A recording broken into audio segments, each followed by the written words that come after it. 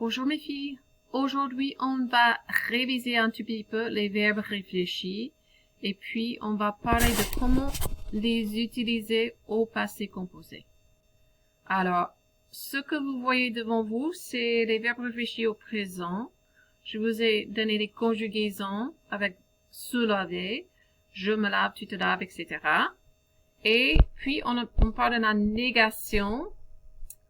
Dans la négation, on met le ne juste après le pronom ou le sujet et puis le pronom réfléchi me, verbe, et puis on ferme la négation avec pas.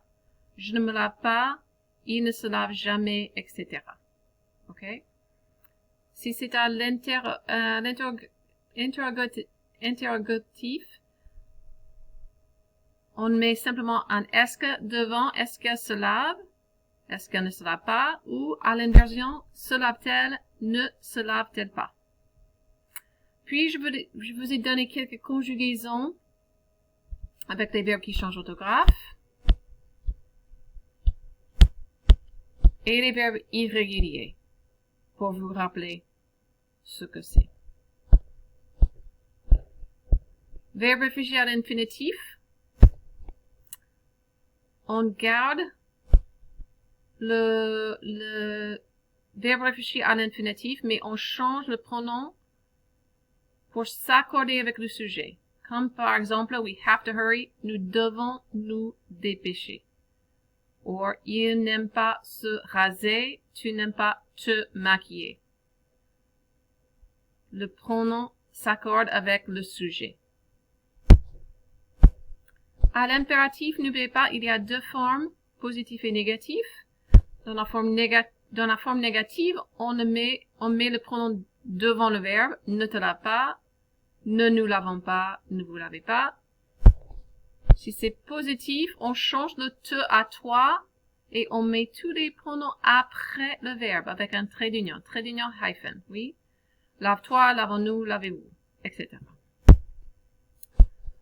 Ok, aujourd'hui, ce qui est important, on va parler du passé composé avec les verbes réfléchis. Et ce que vous devez savoir, c'est qu'on utilise toujours être avec les verbes réfléchis. Sans question. C'est toujours être. Donc, quand vous conjuguez le verbe, on commence toujours avec le verbe se laver. Je me suis lavé. Je me suis lavé. Tu t'es lavé. Il s'est lavé, elle s'est lavée. Et vous voyez qu'il y a, on fait la corde. Oui, on fait la corde ici. Alors, avec je, puisque je suis féminin, je me suis lavé, il y a un petit e après. Si le je est masculin, on n'utilise pas le e.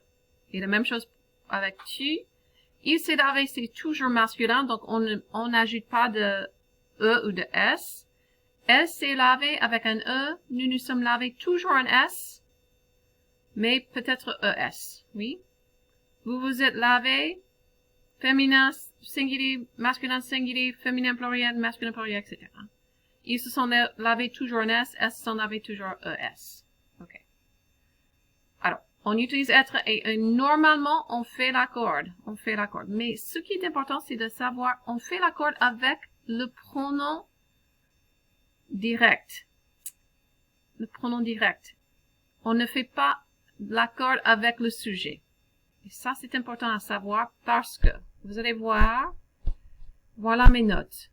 I made agreement in the past participle in each of these cases. Above, because I'm agreeing with the direct object. The me in the first one is the direct object. What did I wash myself? Tu t'es lavé. What did you wash yourself? What did he wash himself, etc. Okay? Even though it looks like it's the same thing, that the direct object and the subject are the same, it is not grammatically. So it's important to note that distinction. Because if we change our sentence just a little bit to je me suis lavé les mains, qu'est-ce que c'est l'objet direct? L'objet direct n'est pas me ici, right? The direct object is not me, it's les mains. Les mains. What did I wash? My hands. Remember, the direct object always answers the question, what or whom. Objet direct in the sentence is les mains. We do not make agreement. I won't make it for je. I won't make it for nous. I won't make it for il pluriel, etc. It will not agree if the direct object follows the verb, because that means that that pronoun, the reflexive pronoun, is indirect. And we do not make agreement when we have a preceding indirect object, only when we have a preceding direct object. So I've given you some more things to look at here, and I explained this as well to you. So if we look at, go back to sort of the first circumstance I had given you, elles se sont maquillées. What did they put makeup on? Themselves. We're making agreement with that se, not with elle. Se is the direct object. If we add something to this, if we get more specific and say, what did they put makeup on? Elles se sont maquillées les yeux. We do not make agreement in the past participle, because les yeux is the direct object and the se is indirect. Equally, nous nous sommes rasés. What did we shave? Ourselves. We are agreeing with that nous, the reflexive pronoun nous, which is the direct object. So we add an S in the past participle. In the following sentence, the one in green, nous nous sommes rasés la barbe. Here, la barbe is the direct object, so the nous is indirect and there's no agreement. I hope this is helpful for you. We will talk more about this in class. Let me know if you have any questions.